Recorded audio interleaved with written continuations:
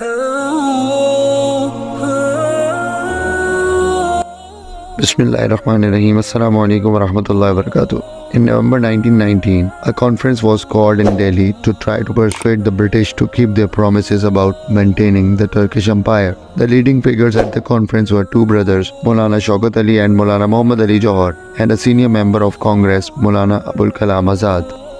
The conference passed a resolution agreeing to send a delegation to Britain to make sure that the British were aware of the strength of Muslim support for the Khilafat. Mahatma Gandhi was also present at the conference, but at the end of the war, he had become an unofficial leader of Congress, and his presence showed that the Khilafat movement was one in which religious differences were much less important than Hindus and Muslims uniting in opposition to the British. Gandhi's influence can be seen in the fact that the conference also passed resolutions boycotting British goods and adopting a policy of non-cooperation with the British. Gandhi was a keen advocate of the policy of passive resistance. He gave this approach the name Satyagraha. Gandhi urged the Muslim to join Congress in seeking self-rule for India. Most Muslim leaders agreed with the idea of self-rule, though Muhammad Ali Jinnah thought India was not yet ready for it. The second Khilafat conference was held in Amritsar in December 1919. At the same time, both Congress and the League were also meeting in the city.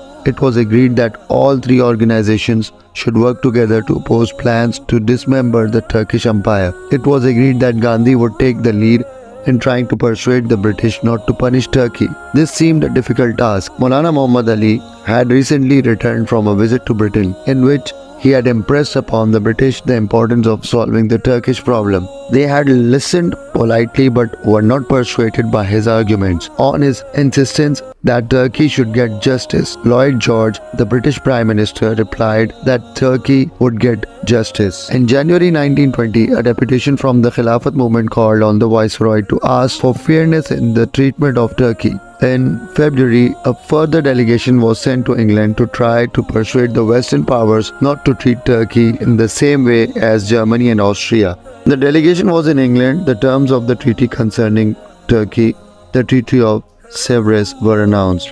Amongst other things, the treaty said the Ottoman Empire was to be split up. Arabia was made independent and Turkey's other possessions in the Middle East were placed under the League of Nations and allocated to Britain and France, that is non-Muslim states. Turkish land was to be given to Greece, so that Turkey's only possession in Europe was a small area around Istanbul.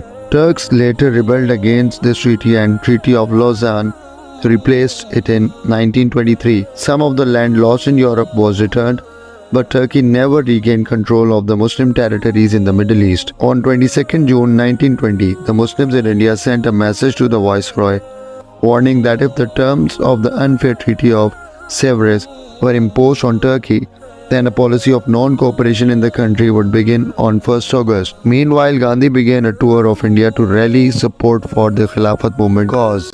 Hope you like the video.